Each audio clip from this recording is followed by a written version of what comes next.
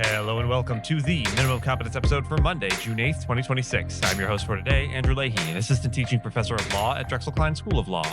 On today's episode, a Rhode Island judge vacates the USCIS travel ban hold, an Eastern District of Virginia judge freezes the anti-weaponization fund, and the Seventh Circuit on execution press access. Let's remember, the law in its majestic equality forbids rich and poor alike to sleep under bridges and read today's legal news. On this day in legal history, 1789, James Madison rose from his seat in New York's Federal Hall, then the temporary capital of the new federal government, and gave the speech in which he introduced a list of amendments to the Constitution that we now know as the Bill of Rights. Madison had been, until quite recently, a skeptic of attaching a Bill of Rights to the federal Constitution. He had argued at the Constitutional Convention and in the Federalist that the structure of enumerated and separated powers was a better protection of liberty than a parchment barrier of textual rights, and he worried that any enumeration would be read to imply that whatever was not enumerated was not protected. What changed his mind was politics. The Antifederalist opposition in several states had made ratification conditional on amendments protecting individual rights, and Madison, by then a member of the First Congress, concluded that introducing such amendments himself was the surest way to diffuse a broader constitutional convention movement that might unravel the work of 1787. The list he proposed on June 8th was longer and somewhat different from what eventually became the Bill of Rights. The House debated it through the summer, passed 17 amendments in August, and the Senate reduced them to 12 in September, with 10 of those, the ones we now call Amendments 1 through 10, ratified by the states on December 15, 1791. June 8th is the date a reluctant convert stood up and made the case that has carried American constitutional law ever since.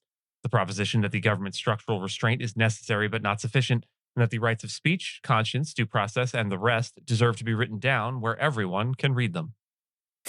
Chief Judge John J. McConnell Jr. of the U.S. District Court for the District of Rhode Island on Friday vacated 4 U.S. Citizenship and Immigration Services policies that had, since late last year, frozen work permits, green card adjudications, naturalization, and asylum claims for nationals of roughly 39 countries on the second Trump administration's travel ban list.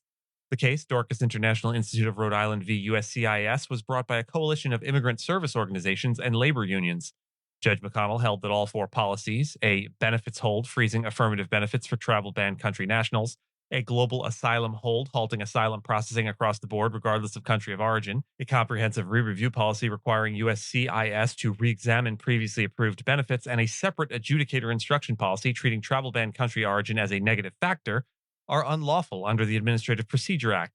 The legal hook is familiar APA territory. The agency, McConnell concluded, failed to provide a reasoned explanation for the freezes and failed to account for the substantial reliance interests of hundreds of thousands of pending applicants.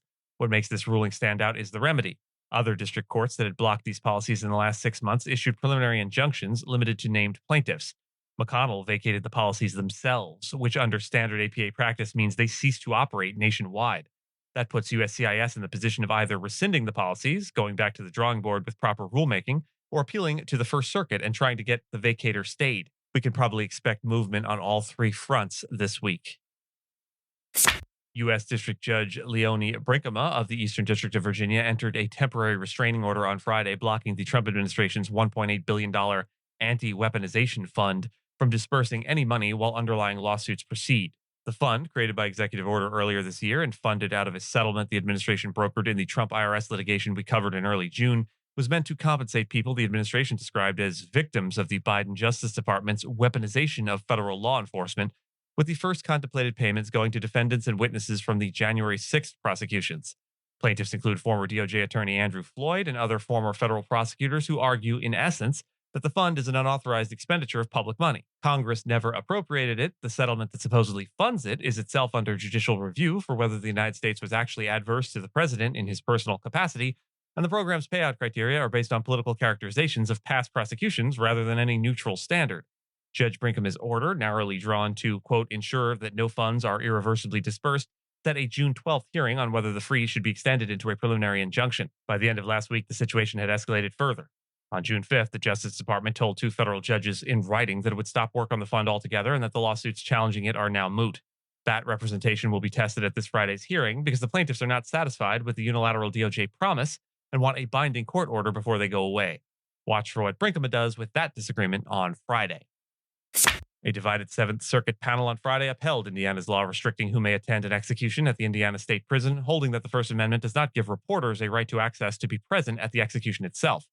Judge Michael Scooter wrote the 2-1 majority, The plaintiffs, the Associated Press, the Indiana Capitol Chronicle, Gannett, Wish TV, and Tegna, represented by the Reporters Committee for Freedom of the Press, had argued that the long line of Supreme Court cases recognizing a First Amendment right of press and public access to criminal proceedings, from Richmond newspapers forward, extends to the carrying out of capital sentences, particularly given Indiana's recent resumption of executions after a long pause in a 2024 statute that omitted journalists from the list of permitted witnesses.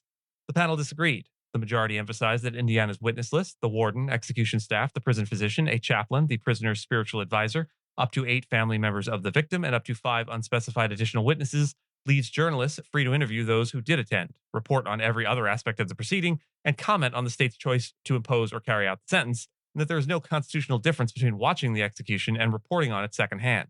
The opinion's most striking passage candidly weighed against the press claim, allowing, quote, uninvited strangers with no immediate connection to the underlying crime to watch a prisoner die risks offending the dignity of their final moments. The dissent argued the press's structural role in informing public deliberation over the death penalty depends on firsthand observation. The split sets up a possible petition for rehearing en banc and, in the longer run, a circuit split ready vehicle if other circuits go the other way. And with that, as always, I thank you so much for listening to Minimum Competence, your daily news podcast for lawyers. If you're looking for more than Minimum Competence, links to further reading and all the topics touched on today are in the show notes. And reviews go a long way towards helping new listeners to find our show. If you have a moment and can leave a rating or review on your podcast player, we'd sure appreciate it. And if you know someone that might be interested in a story we cover, consider sending them the episode. But remember, nothing here should be construed as legal advice because it is certainly never that. Minimum Competence is available at minimumcomp.com and wherever it is you get your finely crafted podcasts. If you haven't checked out the website in a while, give it a look. There are complete transcripts and resources for each episode and its corresponding segments, as well as an opportunity to receive new episodes in email, newsletter, form. We'll see you back here tomorrow. And until then, remember, it is more important that the rule be settled than it be settled right.